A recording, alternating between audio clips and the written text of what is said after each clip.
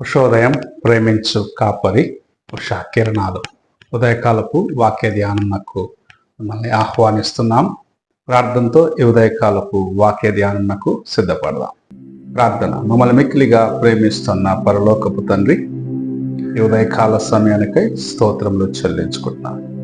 నీ కృపను బట్టి మరి ఒక దినం అనుగ్రహించి ఇలాగూ నీ వాక్యం వింటకు మాకు అనుగ్రహించిన నీ కృప కొరకు వందనాలు చెల్లించుకుంటూ ఈ ఉదయకాలమున నీ వాక్యము చేత నాతో మాతో మాట్లాడము.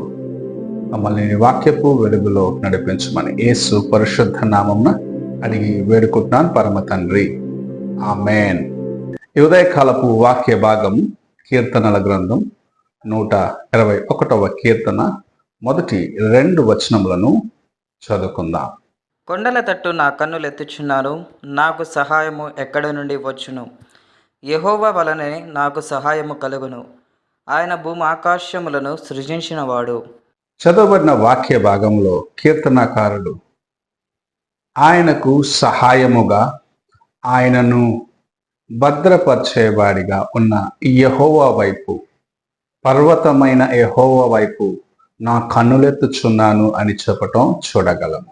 నాకు సహాయము ఎక్కడ నుండి వచ్చును అనగా, ఎవరు నాకు సహాయము చేస్తారు? ఎవరి సహాయము చేత నేను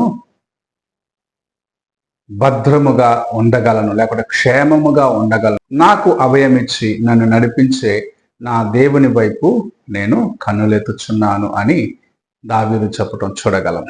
ఈ ఉదయకాల సమయమున మనము ఎవరిని మనకు సహాయముగా, మనకు దుర్గముగా, మనకు అండగా కలిగి ఉన్నామని పరీక్షించుకోవాలని ప్రభు మనకు ఈ కార్యములను జ్ఞాపకం చేస్తున్నాడు.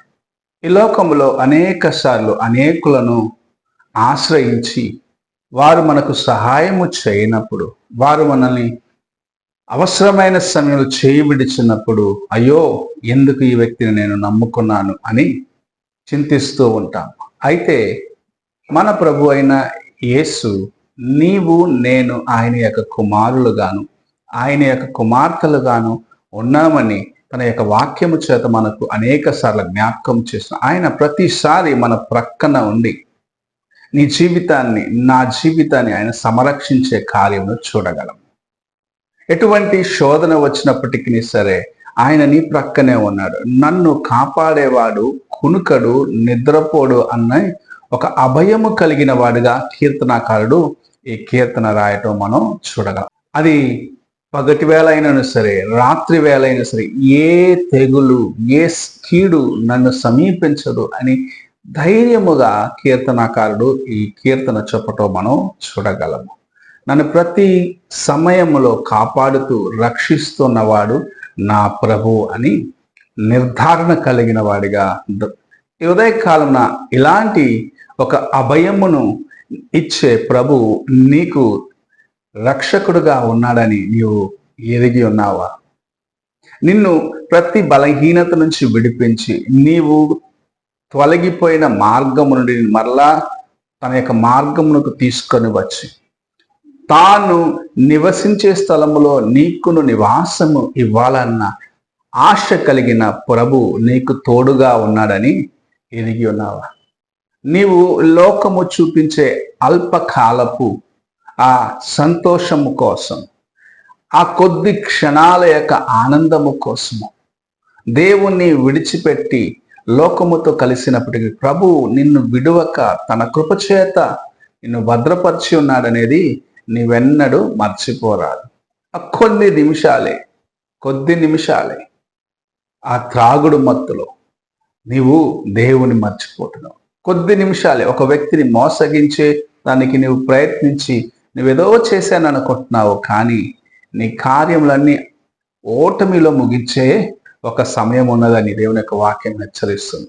అయితే ఆయన యందు విశ్వాసము కలిగి, ఆయన యందు నిరీక్షణ కలిగి, ఈ లోకము చూపించే ఎండమావులను చూడక దేవుని వైపు చూసి నిరీక్షణ కలిగిన వాడిగా ఆయన ఇచ్చే జీవ జల ధారలను నీవు తాగేదానికి, లేకపోతే నీ జీవితంలో అనుభవించేదానికి నీవు దేవునికి సమర్పించుకోవాలని ప్రభు ఆశిస్తూ ఉన్నాడు. అలాంటి దేవుడు నీకు సహాయముగా ఉన్నాడనేది గ్రహించుకొని లోకములో ఉన్న వాటిని విడిచి ఆయనను నీవు నిరీక్షిస్తూ ఆయన వైపు చూస్తూ ఆయనే నాకు సమస్తము, నన్ను కాపాడువాడు, కునుకడు, నిద్రపోడు, నన్ను రక్షించేదాని కోసం సమస్తము చేస్తాడు. పగటి వేళ కలిగే కీడు బాణంలో వచ్చి నా పైన పడ్డను సరే, ఏ కీడు నన్ను సమీపించకుండా రాత్రి వేళ సంభవించినైనా తెగులు ఏదైనా సరే నా జీవితములో నాకు ఏ హాని చేయలేదు అని నిరీక్షిస్తూ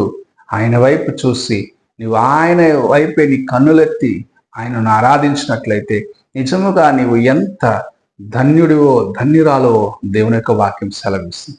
అలాంటి ప్రభువును కలిగి ఉండటం, అలాంటి నిరీక్షణ కలిగి దేవుని వైపు చూస్తూ ముందుకు వెళ్ళటం ఎంతో ధన్యకరమైన ఒక కార్యం. ఈ ఉదయకాల సమయమున ఆయన వైపు చూసి ఆయన కృపను నీ జీవితంలో అనుభవించాలని ఆశించినట్లయితే నీ కోసము సిలువ వేయబడిన యేసు వైపు ఈ ఉదయకాల సమయం నీ కన్నులెత్తి చూడు.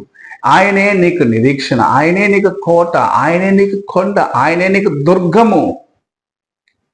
కునుకక నిద్రించక నిన్ను కాపాడేదానికి ప్రతి క్షణము నీకు సమీపముగా ఉన్నవాడిగా ఆయన ఉన్నాడు. నీవు ఆయన వైపు చూస్తున్నావా? ఈ ఉదయకాల సమయంలో నీ హృదయాన్ని పరీక్షించుకో. ప్రభు నిన్ను ప్రేమించి నిన్ను తన యొక్క కుమారుడుగా కుమార్తెగా చేసుకునేదానికి తన్ను తాను ఈ లోకమునకు అప్పగించుకొని సిలువలో రుధిరమును కార్చి నీకు విమోచన ఇచ్చినాడు. ఆయననే నీవు అభయముగా కలిగి ఉన్నావా? ఒక్కసారి నీవు పరీక్షించుకో. ప్రార్థన చేసుకున్నా. మమ్మల్ని మిక్కిలిగా ప్రేమిస్తున్న పరలోకపు తండ్రి, ఈ ఉదయకాలమున మీరు మాకు అనుగ్రహించిన నీ వాక్యం కొరకు వందనాలు. నీ వైపు కన్నులెత్తి చూసి నీవిచ్చే అభయమును పొంది ఈ లోక కార్యములను జయించేదానికి మాకు సహాయమును దయచేయమని, నీవే మా సమస్తం అనేది ఉండేదానికి దేవా మమ్మల్ని మేము అప్పగించుకుండే ఆ కృపను అనుగ్రహించమని, ఈ ఉదయకాల సమయంలో వాక్యం వింటున్న ప్రతి ఒక్కరిని ఈ కృపగల హాస్యములతో ముట్టి స్వస్థపరిచి బలపరిచి ఆశీర్వదించమని యేసు పరిశుద్ధ నామమున అడిగి వేడుకుంటున్నాను పరమ తండ్రి. ఆమేన్.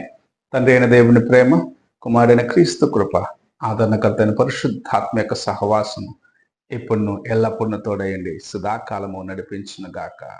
ఆమేన్.